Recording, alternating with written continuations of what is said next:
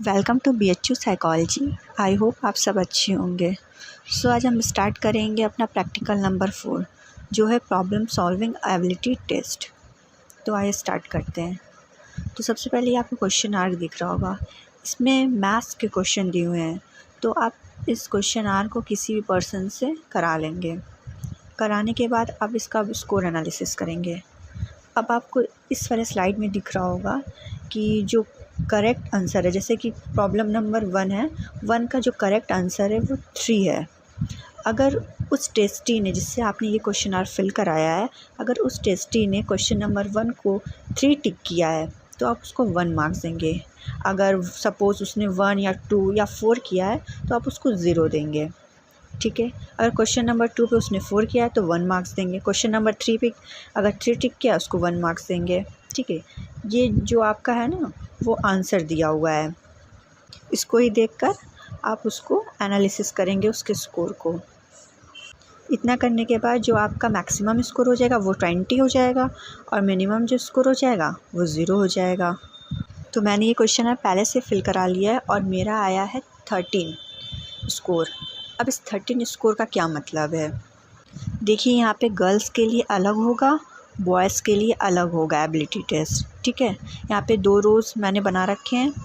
अगर आपने गर्ल्स से कराया है तो अगर गर्ल्स में देखेंगे तो अगर 9 के बिलो होगा तो उसका जो एबिलिटी वो वेरी लो होगा, और 10 से 11 के बीच में होगा तो लो एबिलिटी होगा, 12 से 13 के बीच में होगा तो एवरेज एबिलिटी होगा, 14 से 15 के बीच में होगा तो हाई एबिलिटी होगा, और 16 के अबव होगा तो वेरी हाई एबिलिटी होगा। ठीक है। वैसे ही बॉयज़ का देखेंगे, अगर 10 के बिलो होगा तो वेरी लो एबिलिटी, लो एबिलिटी 11 से 12 के बीच में होगा तो लो एबिलिटी, 13 से 14 के बीच में होगा तो एवरेज एबिलिटी, 15 से 16 के बीच में होगा तो हाई एबिलिटी, एंड 17 के अबव होगा तो वेरी हाई एबिलिटी। ठीक है। ये गर्ल्स का अलग है, बॉयज़ का अलग है। अगर आप गर्ल्स से कराते तो गर्ल्स वाले में देखेंगे, बॉयज़ से कराते हैं तो बॉयज़ का देखेंगे। तो मैंने एक गर्ल्स से कराया है और उसका स्कोर आया है 13। तो 13 कहाँ है, ये एवरेज, मेरा तो क्या हो जाएगा, एवरेज एबिलिटी हो जाएगा। ठीक है। अब आइए प्रैक्टिकल पे आते, देखते इसको लिखने का तरीका क्या होता है। सबसे पहले ऊपर हेडिंग देंगे प्रॉब्लम सॉल्विंग एबिलिटी टेस्ट। ठीक है। उसके बाद प्रॉब्लम हमारा साइड हेडिंग होता है।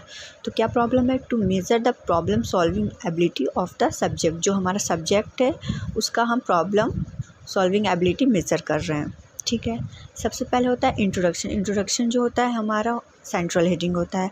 अब इंट्रोडक्शन में आप कुछ भी लिख सकते हैं, उससे रिलेटेड, जो आप प्रॉब्लम सॉल्विंग एबिलिटी टेस्ट है उससे रिलेटेड। जैसे कि आप लिख सकते हैं कि थिंकिंग क्या होता है, what is reasoning, what is inductive reasoning, deductive reasoning, problem solving ability क्या होता है, उसके स्टेप्स क्या होते हैं प्रॉब्लम सॉल्विंग के, उसके फैक्टर्स क्या होते हैं। ठीक है। ये सब आप अपने इंट्रोडक्शन वाले पार्ट में लिख सकते हैं, और अगर इससे ज़्यादा आपको मैटर मिल जाता है तो वो सब भी आप इसमें ऐड कर सकते हैं। फिर हम आते हैं अपने मेथड्स पर। मेथड्स हमारा सेंट्रल हेडिंग होगा और इस मेथड में बहुत सारे सब हेडिंग्स होते हैं। तो सबसे पहले हम अपने आ जाते हैं सब्जेक्ट्स पर। सब्जेक्ट क्या है, 18 years old female of under graduation student. मैंने एक 18 ईयर्स ओल्ड फीमेल से ये कराया है जो अंडर ग्रेजुएशन का स्टूडेंट्स है। ठीक है। फिर आते हैं मटेरियल रिक्वायर्ड, कि मटेरियल रिक्वायर्ड हमने क्या क्या यूज़ किया। पहले तो हमने क्वेश्चन आर का यूज़ किया है जो डेवलप किए थे एलन दुबे। फिर उसके बाद हमने मैनुअल, पेंसिल, और इसमें सबसे ज़रूरी है वॉच। इसमें टाइम लिमिट दिया होगा कि इस टाइम लिमिट में आपको करा लेना है। ठीक है। ज़्यादा उसको टाइम नहीं देना है, जितनी जल्दी हो सके उसको ये आपको क्वेश्चन आर्क देना है और उसको कराना है।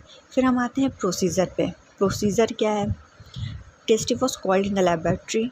टेस्टी को आप लेबोरेटरी में बुलाएंगे, उसके साथ रैपो स्टैब्लिश करेंगे, उसको क्लियर इंस्ट्रक्शन देंगे। और जो हिंदी में लिखा हुआ है ना, ये आपके क्वेश्चन आर्क में लिखा है, ये उसको निर्देश दे रहा है कि हाँ ये निर्देश है, आपको ऐसे करना है। ठीक है। जो आपका सब्जेक्ट होगा आप उसको ये चीज़ बताएंगे, तो आप उसको ऐसे ही लिख देंगे। फिर हम आते हैं अपने प्रिकॉशन पे। प्रिकॉशन क्या है, प्रिकॉशन यही है कि इन्वायरमेंट को आपको शांत रखना है, जो इंस्ट्रक्शन है उसको क्लियर देना है, और एक प्रॉपर अरेंजमेंट ऑफ लाइट होना चाहिए। फिर आते हैं हम अपने रिज़ल्ट पर। रिज़ल्ट क्या है, हमारा सेंट्रल हेडिंग होगा।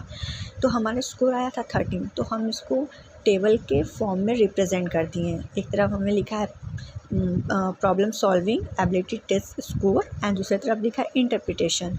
तो हमारे स्कोर जो है वो 13 आया है और जो हमारे इंटरप्रिटेशन है वो क्या आया है, एवरेज एबिलिटी। ठीक है, उसके बाद हम डिस्कशन लिखेंगे। डिस्कशन हमारा सेंट्रल हेडिंग होगा और डिस्कशन में बस यही बता देंगे कि जो हमारे रिसर्चर्स है वो क्या सजेस्ट कर रहे हैं, जो एवरेज एबिलिटी है उनके में क्या कैरेक्टरिस्टिक्स है। अगर आपका एवरेज एबिलिटी है तो उसके में क्या कैरेक्टरिस्टिक है, अगर हाई है तो उसमें क्या है, बस ऐसे ही हम बताकर लिख देंगे। फिर लास्ट आते हैं रेफरेंसेस पे।